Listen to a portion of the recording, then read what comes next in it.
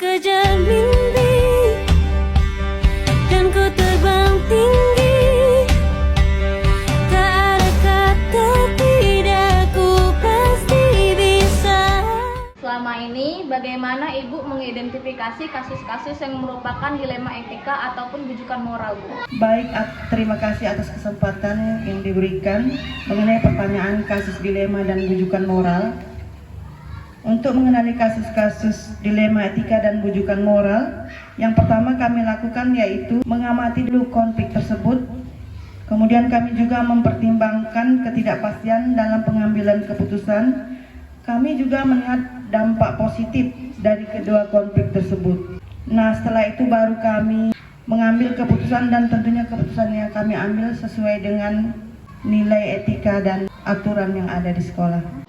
Selama ini, bagaimana Ibu menjalankan pengambilan keputusan di sekolah, terutama untuk kasus-kasus di mana keduanya memiliki kepentingan yang sama-sama benar dan mengandung nilai kebajikan? Oke, baik, saya akan menjawab.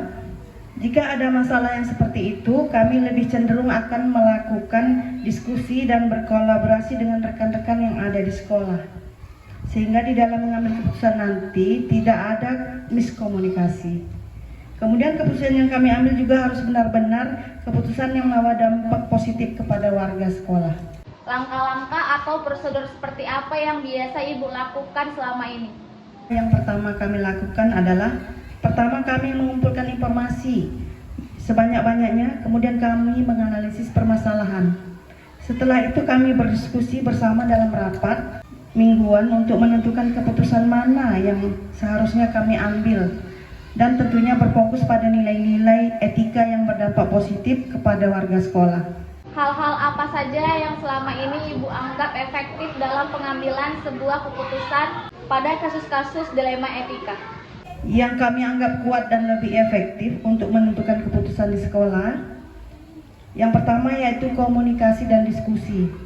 Jadi dengan adanya komunikasi dan diskusi, maka pengambilan keputusan akan lebih mudah dan efektif dalam menentukan keputusan di sekolah.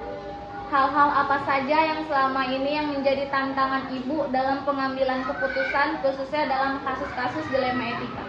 Tantangan yang dialami dalam mengambil sebuah keputusan yaitu jika permasalahan yang kami hadapi adalah keputusan yang benar lawan benar. Jadi kedua-duanya itu benar, sehingga sulit ataupun berat dalam pengambilan keputusan. Serta pengambilan keputusan yang istilahnya harus kami tentukan mendadak, yang spontan juga menjadi tantangan buat kami. Apakah Ibu mempunyai jadwal tertentu dalam penyelesaian kasus dilema etika? Untuk jadwal tersendiri, kami tidak ada jadwal tersendiri untuk melakukan suatu keputusan. Tetapi kami setiap rapat mingguan, kami melakukan diskusi untuk merefleksikan kegiatan yang sudah kami lakukan. Dari kegiatan rutin rapat mingguan ini, biasanya ada beberapa permasalahan yang diajukan teman-teman. Kami refleksikan. Nah, keputusan apa yang akan kami ambil dari situ, kami diskusikan bersama-sama. Adakah seseorang atau faktor-faktor yang dapat membantu Ibu dalam pengambilan sebuah keputusan dalam kasus-kasus dilema etika? Dalam menentukan keputusan, kami itu selalu berdiskusi. Jelas kami membutuhkan orang lain dalam menentukan keputusan, contohnya komite, orang tua siswa, dan tokoh-tokoh masyarakat yang ada di sekitar sekolah kami.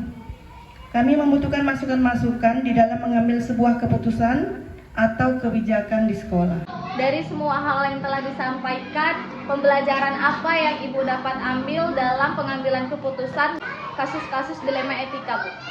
Baik, banyak sekali pelajaran yang dapat kami ambil ketika menentukan sebuah keputusan dilema etika maupun bujukan moral. Di situ kita memahami lebih dalam tentang nilai-nilai kebajikan yang berdampak positif kepada siswa, kemudian nilai-nilai etika yang sesuai dengan sekolah. Kemudian dalam pengambilan keputusan, kita dapat menentukan dampak-dampak positif dari keputusan yang diambil.